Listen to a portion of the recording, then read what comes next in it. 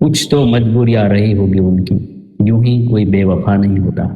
આવી અનેકો શાયરીઓ કાગળ પર ઉતારનારા અને મોહબ્બત, એકલતા અને જિંદગીને પોતાની ગઝલોમાં નવો આયામ આપનારા મશહૂર શાયર પદ્મશ્રી ડૉક્ટર બશીર બદ્રે હંમેશ માટે આ દુનિયાને અલવિદા કહી દીધું છે. બકરીદના દિવસે 91 વર્ષની ઉંમરે તેમણે ભોપાલના ઈદગાહ હિલ સ્થિત પોતાના નિવાસ સ્થાને અંતિમ શ્વાસ લીધા. ડૉક્ટર બશીર બદ્ર લાંબા સમયથી ડિમેન્શિયા અને ઉંમર સંબંધિત બીમારીઓ સામે ઝઝૂમી રહ્યા હતા. બીમારીના કારણે તેમની યાદશક્તિ લગભગ ખતમ થઈ ચૂકી હતી અને તેઓ પોતાના નજીકના લોકોને ઓળખવામાં પણ અસમર્થ બની ગયા હતા. બશીર બદ્રની અનેક ગઝલો અને શાયરીઓ આપણી સાથે હંમેશા રહેશે.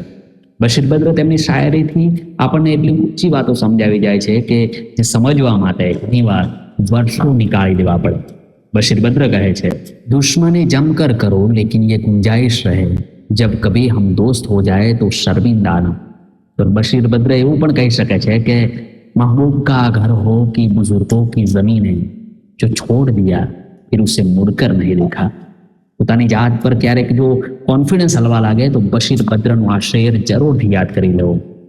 हम भी दरिया है, हमें अपना हुनर मालूम है, जिस तरफ भी चल पड़ेंगे रास्ता हो जाएगा.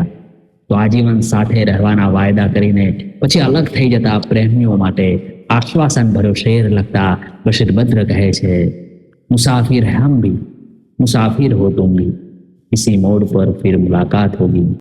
આખી જિંદગી દિવસ કાઢવાની મથામણો કરતા, ઈગો રાખીને સંબંધોને ઉડાડી દેતા, લડાઈઓ કરતા, મનમાં વેર ઝેર રાખીને ફરતા અને સપનાઓ પાછળ દોટ મૂકીને અસલ જિંદગી જીવવાનું ભૂલી ગયેલા લોકોને वास्तविकता याद पावता बशीर बद्र કહે છે, जिंदगी तूने मुझे कब्र से कम दी है जमीन, पाँव फैलाओ तो दीवार में सर लगता है.